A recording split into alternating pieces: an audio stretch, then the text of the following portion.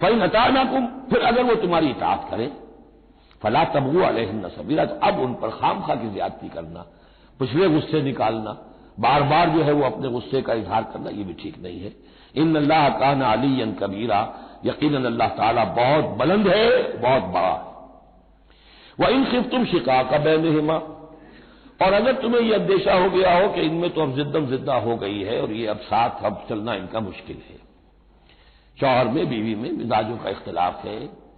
اور اس کی وجہ سے کوئی زدم زدہ، عورت بھی اکڑ گئی ہے، مرد بھی اکڑا ہوا ہے، تو اب ٹھیک ہے کیا کریں؟ تو اس میں ایک کوشش کرنے کا حکم دیا پہلے، فَوَاسُوا حَكَمًا مِّنْ أَهْلِهِ وَحَكَمًا مِّنْ أَهْلِهَا، تو ایک حکم مقرر کرو ثالث، لڑکے والوں میں سے، شوہر والوں میں سے، شوہر کے خاندان میں سے، اور ایک حکم جو ہے اس عورت یا لڑکی کے خاندان والوں میں سے۔ ان یریدا اصلاحا، اگر وہ دونوں چاہیں گے اصلاح، یوفق اللہ بینہما، اللہ تعالیٰ ان کے مابین موافقت پیدا کر دے گا۔ لیکن ان یریدا میں مراد دونوں ہو سکتے ہیں، یعنی ایک تو یہ کہ اگر واقعتاً شوہر اور بیوی جو ہے چاہتے ہیں کہ موافقت ہو جائے، ہوتا ایسا ہے کسی وقت جو ہے وہ نفسیاتی گرہ ایسی بن جاتی ہے کہ وہ بھی چاہتا ہے کہ معاملہ درست ہو جائے، وہ بھی چاہتی ہے کہ درست ہو جائے، لیکن اب یہ کہ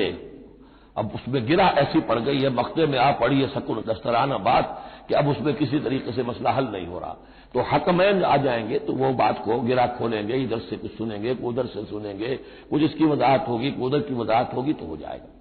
اور ایک یہ بھی ہو سکتا ہے کہ اس سے مراد حکمین ہو کہ اگر حکمین پوری سی کوشش کریں گے تو اللہ تعالیٰ ان کے مابین موافقت پیدا کر سکتا ہے۔ میرا رجحان پہلی رائے کی طرف زیادہ ہے۔ ان اللہ کان علیما خبیرا، یقیناً اللہ تعالیٰ بہت علیم اور خبیر ہے۔ اب جیسا کہ اس سے پہلے بھی سورہ بقرہ میں بھی جو اہل کتاب کے ساتھ بنی اسرائیل کے ساتھ میثاق لیا گیا تھا، تو اس میں جو چیزیں آئی تھیں وہ یوں سمجھیے امہات شریعہ، دین کی بنیادیں کیا تھیں۔ ہم نے معاہدہ لیا تھا اللہ کے ساتھ شرک نہیں کرو گے، والدین کے ساتھ نیک احسان کرو گے، قرابت داروں کے ساتھ وغیرہ وغیرہ۔ اب یہ دوسرا مقام آ رہا ہے کہ شریعت کے اندر کیا چیزوں ہیں جو اہم تر ہیں جن کو سامنے رکھنا چاہیے معاشرت کی سطح پر۔ سب سے پہلی بات وَاعْبُدُوا اللَّهَ وَلَا تُشْرِكُوا بِهِ شَيْئًا، پہلا حق اللہ کا ہے، اللہ کی بندگی اور پرستش کرو، اس کے ساتھ کسی کو شریک نہ ٹھہراؤ۔ نمبر 2 وَبِالْوَالِدَيْنِ إِحْسَانًا، یہ 4 مقامات قرآن میں ہیں جہاں اللہ کے حق کے فوراً بعد والدین کے حق کا تذکرہ ہے۔ والدین کے ساتھ حسن سلوک، یہ بھی ہمارے ہاں کے خاندانی نظام کے لیے بہت اہم بنیاد ہے کہ والدین کے ساتھ ان کا ادب ہو، ان کی خدمت ہو، ان کے ساتھ حسن سلوک ہو، ان کے سامنے آواز پست رکھی جائے۔ بڑی تفصیل سے سورہ بنی اسرائیل میں یہ بات آئے گی، لیکن یہ کہ یہ ہمارے معاشرے میں خاندان کے استحکام کی یہ بھی ایک بہت اہم بنیاد ہے۔ وَبِذِي الْقُرْبَىٰ، قرابت داروں کے ساتھ، وَالْيَتَامَىٰ وَالْمَسَاكِينِ، اور یتیموں کے ساتھ اور مسکینوں کے ساتھ، وَالْجَارِ ذِي الْقُرْبَىٰ، اور وہ ہمسایہ جو قرابت دار بھی ہو۔ پہلے عام طور پر محلے ایسے ہی ہوتے تھے، ایک ہی قبیلہ ایک جگہ رہ رہا ہے، رشتہ داری بھی ہے، ہمسائے بھی ہے۔ وَالْجَارِ الْجُنُبِ، اور اجنبی ہمسایہ بھی ہو سکتا ہے، جیسے آج کل شہروں میں ہوتے ہیں ہمسائے اجنبی ہوتے ہیں۔ وَالصَّاحِبِ بِالْجَنبِ، اور ایک عارضی قسم کی بھی ہمسائیگی ہوتی ہے کہ جو آپ کے برابر بیٹھا ہوا ہے، آپ بس میں بیٹھے ہیں آپ کے برابر بیٹھا ہو، یہ بھی آپ کا ہمسایہ ہے، جو کسی بھی اعتبار سے آپ کے ساتھ ہے،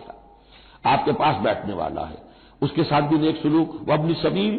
اور مسافر کے ساتھ نیک سلوک۔ وما ملکت ایمانکم، اور جو بھی تمہارے لونڈی غلام ہیں، جو تمہاری ملک یمین ہیں، ان کے ساتھ بھی نیک سلوک۔ ان اللہ لا يحب من كان مختالا فخورا،